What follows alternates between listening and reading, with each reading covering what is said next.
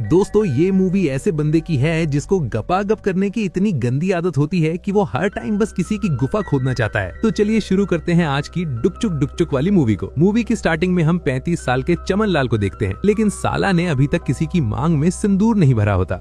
Chaman Lal metro में सफर करके अपनी मंजिल की ओर जा रहा होता है। उसी मेट्रो में चमन लाल की नजर उसके सामने बैठी हुई एक मस्त जवान लड़की पर पड़ती है जो एकदम रापचिक माल थी। चमन लाल उसको देखते ही उसकी लेने की सोचने लगता है कि मैं इसकी अलग अलग तरीके से लूंगा। साला इतना प्यासा आदमी मैंने आज तक नहीं देखा। चमन लाल उस लड़की की लाल करने के लिए आंखों के तीर चलाने लगता है। उस लड़की को भी चमन लाल काफी पसंद आ चुका था, इसलिए वो भी आंखों से आंखें लड़ाने लगती है। लेकिन चमन लाल तो उसकी लाल करने के चक्कर में था, इसलिए वो उसकी तरफ अश्लील तरीके से देखने लगता है। वो लड़की चमन लाल के इरादों को समझ चुकी थी, इसलिए वो लड़की स्टॉप आने से पहले ही मेट्रो से उतर जाती है। चमन लाल भी उसकी लेने के लिए उसके पीछे पीछे उतरता है, लेकिन वहाँ इतनी भीड़ थी कि वो लड़की चमन लाल की आंखों के सामने से गायब हो चुकी थी। अब बेचारा क्या करता, लड़की तो मिली नहीं, तो घर जाकर पहले तो एक मस्त जवान लौंडिया को बुलाता है ताकि अपने हथियार को शांत कर सके। लेकिन चमन लाल की तोप तो फिर भी शांत नहीं होती, तो वो फिर से अपनी हाथ गाड़ी चलाने लगती है। इसके अगले दिन चमन लाल अपने ऑफिस जाता है, जहाँ भी जाते ही चमन लाल वहाँ की लड़कियों को ताड़ने लगता है ताकि घर जाकर वापस से अपनी तोप चला सके। यहाँ पर कंपनी के बॉस और चमन लाल दोनों काफी अच्छे दोस्त थे। चमन लाल का बॉस उसको कंपनी के कुछ प्रोजेक्ट के बारे में बता रहा होता है, लेकिन चमन लाल तो उस मेट्रो वाली लड़की को याद कर रहा था। मीटिंग खत्म होने के बाद चमन लाल ऑफिस के बाथरूम में जाकर वही हाथ गाड़ी चलाकर खुद को शांत करता है।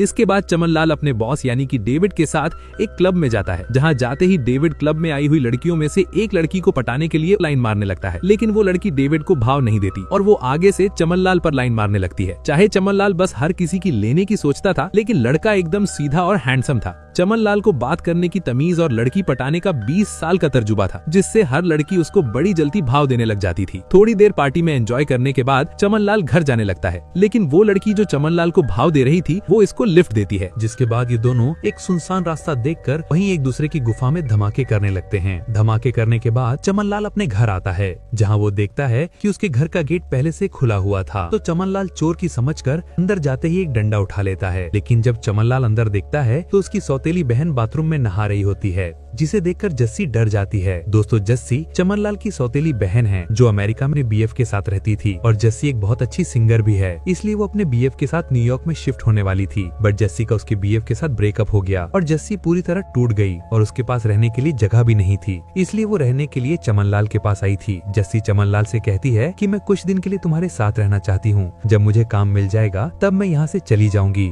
तो चमन लाल भी उसे अपने साथ रखने के लिए मान जाता है, लेकिन चमन लाल के लिए उसके हथियार को शांत करना पहला काम था, चाहे वो किसी हुस्न की परी के साथ करे या खुद के हाथ से। जस्सी उसकी बहन थी, इसलिए चमन लाल राजी हुआ था। इसके अगले दिन जस्सी चमन लाल की क्लब आकर उसका गाना सुनने के लिए कहती है, तो चमन लाल भी अपने ऑफिस का काम खत्म करके बॉस को लेकर सीधे उस क्लब पहुंच जाता है, जहां जस्सी गाना गाने वाली थी। वहां जाने के बाद चमन लाल और डेविड जस्सी का गाना सुनते हैं। जस्सी का गाना सुनकर चमन लाल काफी सैड हो गया था, लेकिन बाकी सभी लोगों को जस्सी का गाना बहुत पसंद आया था। जस्सी भी आकर चमन लाल और डेविड के साथ बैठ जाती है, जहाँ तीनों एक साथ ड्रिंक करते हैं और अपनी अपनी लाइफ की कहानियां सुनाने लगते हैं। लेकिन डेविड की जस्सी काफी पसंद आ चुकी थी, इसलिए वो बातों ही बातों में जस्सी को लाइन मारने लगता है। चमन लाल ये देखकर काफी गुस्सा होता है, लेकिन वो डेविड को कुछ नहीं बोलता। ड्रिंक करने के बाद तीनों चमन लाल के घर पर जाते हैं, जहाँ जाते ही डेविड जस्सी को चमन लाल के रूम में ले जाकर पलंग तोड़ने लगता है। उनकी आवाजें सुनकर चमन लाल को काफी गुस्सा आता है कि उसकी सौतेली बहन के साथ उसका बॉस डुकचुक कर रहा, लेकिन चमन लाल उसको कुछ बोल भी नहीं सकता था। आखिर डेविड उसका बॉस भी था। जस्सी और डेविड जब अपना काम कर रहे थे तो चमन लाल उनको देख नहीं पाता और गुस्से से बाहर रनिंग करने के लिए चला जाता है, ताकि वो अपने गुस्से को शांत कर सके। चमन लाल रनिंग करके जब घर वापस आता है तो वो देखता है कि जस्सी और डेविड दोनों अपना काम करके वहाँ से चले गए हैं। तो चमन लाल जल्दी से बिस्तर चेंज करता है, क्योंकि इस बिस्तर पर तो उनके गन्ने का रस गिरा होगा ना। जब चमन लाल सो जाता है तो थोड़ी देर बाद जस्सी भी काला मुंह करके घर आ जाती है और चमन लाल के पास जाकर सो जाती है और उससे कहती है क्रिश का गाना सुनेगा। लेकिन चमन लाल गुस्सा था, इसलिए वो जस्सी को अपने रूम से बाहर जाने को कहता है। अगले दिन हम चमन लाल को उसके ऑफिस में देखते हैं, जहाँ चमन लाल अपने ऑफिस की एक लड़की के साथ फ्लर्ट कर रहा था, क्योंकि ये लड़की जिसका नाम रुबीना था वो पहले से ही चमन लाल के पप्पू की दीवानी थी। तो चमन लाल रुबीना को अपने साथ डिनर पर चलने के लिए बोलता है, तो रुबीना भी इसके लिए मान जाती है और अगले ही पल ये दोनों एक होटल में एक साथ डिनर कर रहे होते हैं, जहाँ ये दोनों अपनी बीती हुई लाइफ की बातें करते हैं। तो चमन लाल को पता चलता है कि रुबीना का अभी अभी तलाक हुआ है और तलाक भी रुबीना ने ही किया, क्योंकि उसका पति उसे वो खुशी नहीं दे पाता था जो उसको चाहिए थी। भाई लोगों, आप तो टाइम टाइम पर देते हो ना, कमेंट करके जरूर बताना। वेल, रुबीना की ये बात सुनकर चमन लाल रुबीना की बुलबुल लाल न करने की सोचता है कि जब उसका पति ही उसे खुश नहीं कर पाया तो साला मेरे हथौड़े से इसको क्या ही होगा। चमन लाल घर जाकर मियां खलीफा की मूवी को देख लेता है, जिससे वो जल्दी से जाकर हाथ गाड़ी चलाने लगता है। लेकिन तभी जस्सी उसे अपने हैंडपंप से पानी निकालते हुए देख लेती है, तो वो शर्म के बाहर जाकर चमन लाल के लैपटॉप को देखने लगती है, जिसने जस्सी को काफी सारी ताजा ताजा मूली गाजर वाली वीडियो मिलती है और एक लड़की लाइव में अपने गाजर वाला मैजिक भी दिखा रही होती है, क्योंकि साले चमन लाल ने इतनी सारी वीडियो और बुक्स इकट्ठी कर रखी थी कि अगर कोई उन्हें देख ले या पढ़ ले तो खड़े खड़े जड़ जाए। तभी चमन लाल आकर लैपटॉप को जस्सी से छीन लेता है और उसको गालियां देने लगता है, क्योंकि उसने एक तो उसकी सारी पुरानी हिस्ट्री डिलीट कर दी थी। बेचारा पुराने वीडियो कैसे देखेगा। इससे नाराज होकर जस्सी घर से बाहर निकल जाती है, जिसके बाद चमन लाल भी अपनी सारी अनवांछित चीजों को बाहर कूड़ेदान में फेंक आता है। अगले दिन चमन लाल वापस अपने ऑफिस जाता है, लेकिन वो सीधे रुबीना के पास जाकर उसका माहौल बनाने लगता है। रुबीना उसको किसी ओयो में चलने की कहती है ताकि वो शांति से एक दूसरे को गीला कर पाए। तो दोनों एक ओयो में जाते हैं, जहाँ चमन लाल ज्यादा टिकने के चक्कर में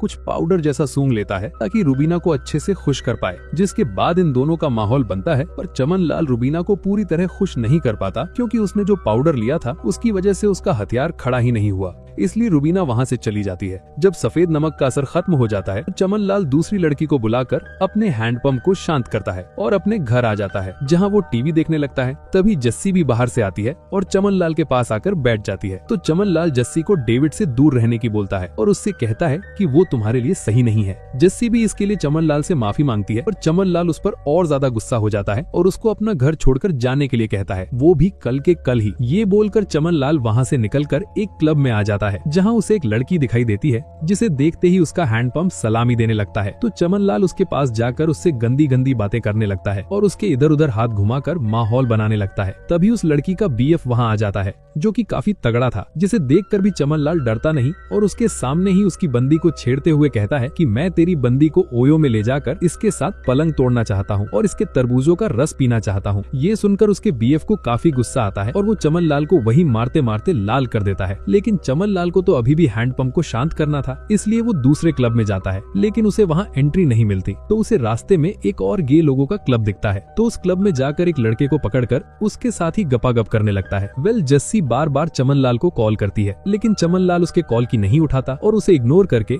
एक होटल में जाता है, जहाँ वो एक साथ दो लड़कियों के साथ गपागप करता है, क्योंकि भाई जाने कितने जन्मों का प्यासा है। इसके बाद चमन लाल मेट्रो से अपने घर जाने लगता है, लेकिन एकदम से मेट्रो रुक जाती है, क्योंकि मेट्रो के आगे आकर किसी लड़की ने अपनी जान दे दी थी। ये देखकर चमन लाल को थोड़ा समझ आता है कि कहीं जस्सी भी ऐसा न कर ले, तो वो भागता हुआ अपने घर जाता है। जब वो अपने घर पहुंचकर देखता है तो जस्सी ने अपना हाथ काट रखा होता है और बहुत सारा खून भी बह चुका था। चमन लाल जल्दी से हॉस्पिटल कॉल करता है और जस्सी को हॉस्पिटल लेकर जाता है, जहां उसका ट्रीटमेंट होता है और अब जस्सी होश में भी आ जाती है। जस्सी के होश में आते ही चमन लाल फैसला लेता है कि वो आज के बाद कभी भी बुलबुल की तरफ नहीं भागेगा, बल्कि अब वो जस्सी का ख्याल रखेगा। अगले दिन जब चमन लाल मेट्रो से ऑफिस जा रहा था, उसी वहाँ वही लड़की दिखाई देती है जिसकी प्यास पहले चमन लाल बुझाना चाहता था, लेकिन इस बार वो उस लड़की पर बिल्कुल भी ध्यान नहीं देता। तो वो लड़की ही आगे से चमन लाल को लाइन मारने लगती है, क्योंकि उसकी बुलबुल में चुन्ने काट रहे थे। तभी चमन लाल देखता है कि उस लड़की की पहले से ही शादी हो चुकी थी, क्योंकि उसने एंगेजमेंट रिंग पहन रखी थी। और दोस्तों, मूवी यहीं खत्म हो जाती है। मॉरल ऑफ द स्टोरी की कभी भी अपने परिवार को छोड़कर बुलबुल और तरबूज के पीछे नहीं भागना, और हाथ गाड़ी तो भूल कर भी मत चलाना, क्योंकि इसकी लत ऐसी है जो आज लास्ट कल से बंद कर दूंगा, लेकिन होता कुछ भी नहीं। वेल, मिलते हैं नेक्स्ट मूवी में। Thanks for watching.